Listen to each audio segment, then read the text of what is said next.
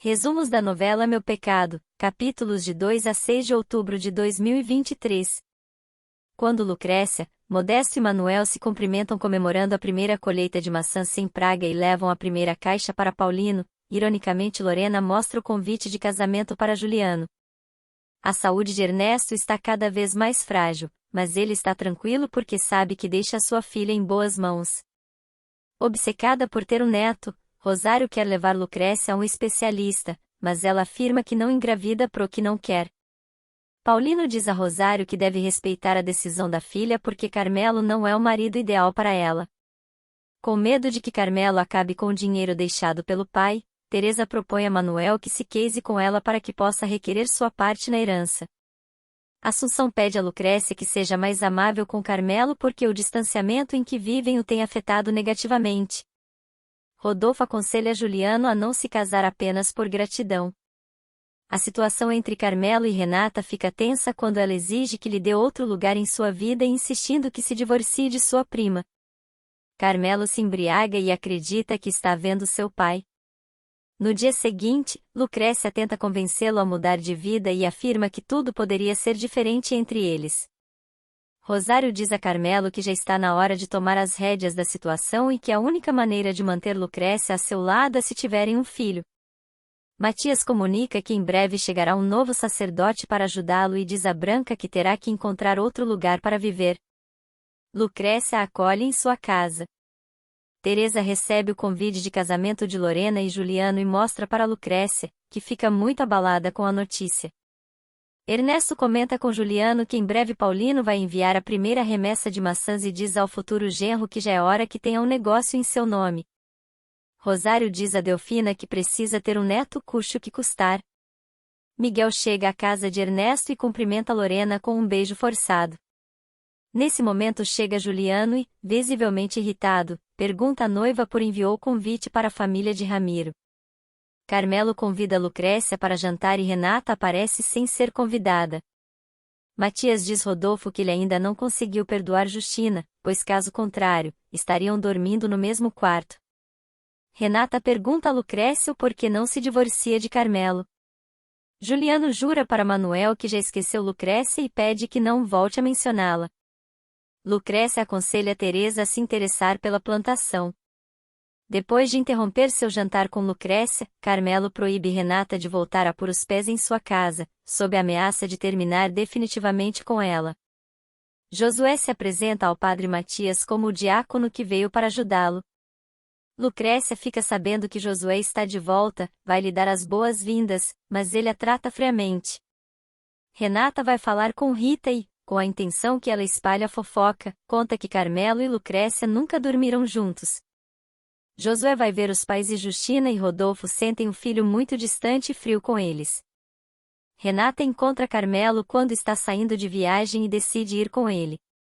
Depois telefona para Rosário e conta que teve que fazer uma viagem a trabalho. Carmelo vista Ernesto que se surpreende ao vê-lo. Carmelo diz que está prestes a perder suas propriedades e pede sua ajuda.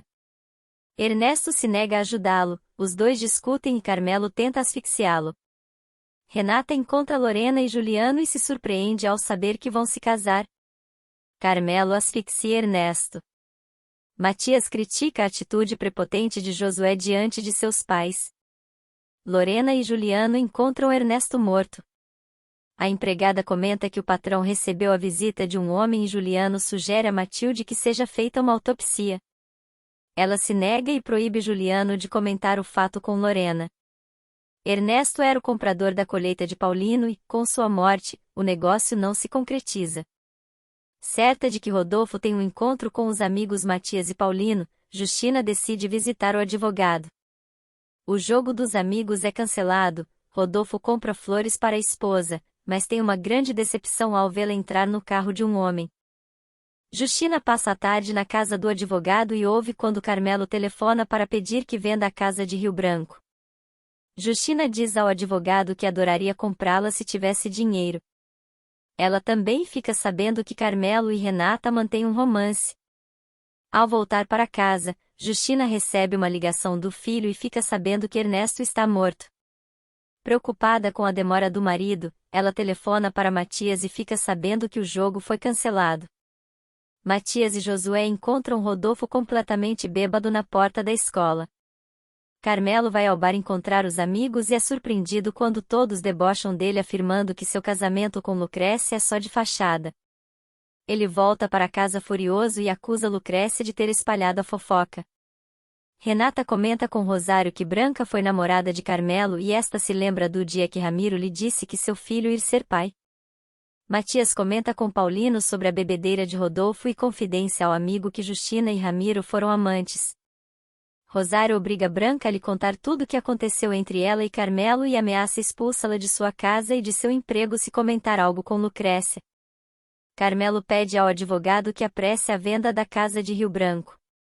Matilde convence Lorena a não seguir Juliano em sua viagem a São Pedro, mas ela está apavorada com a ideia de Juliano e Lucrécia voltarem a se encontrar. Uma mensagem eletrônica sem identificação chega a São Pedro afirmando que o acordo para a compra da colheita de maçãs continua em pé mesmo que Ernesto esteja morto.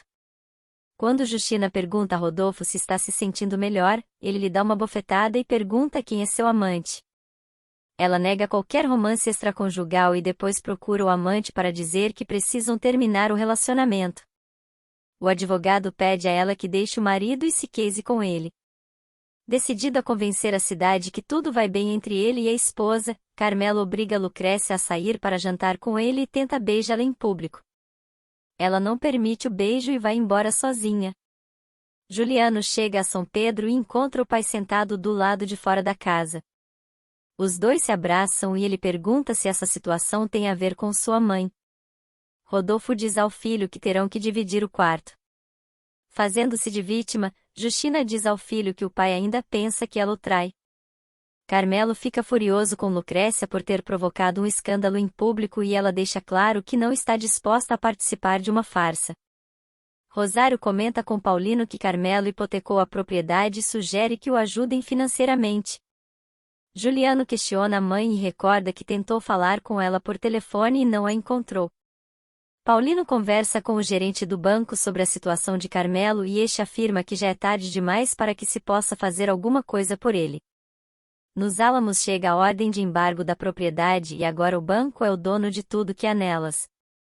Paulino comunica a Carmelo que perdeu tudo que seu pai lhe deixou. Teresa flagra Renata e Carmelo se beijando. Indignada, ela pede uma explicação ao irmão e ameaça contar tudo para Lucrécia. Durante uma conversa com o marido, Rosário acaba admitindo que foi um erro obrigar Lucrécia a se casar com Carmelo. Justina pede o divórcio a Rodolfo. Lucrécia teme com o que possa acontecer quando Rosário souber que agora Juliano ficará responsável pelos negócios de Ernesto.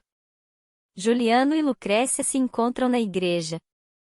Ele pede que olhando nos seus olhos diga que não significa nada para ela. Ele a beija e recebe uma bofetada. Ele volta a beijá-la e desta vez é correspondido. Josué assiste a cena à distância.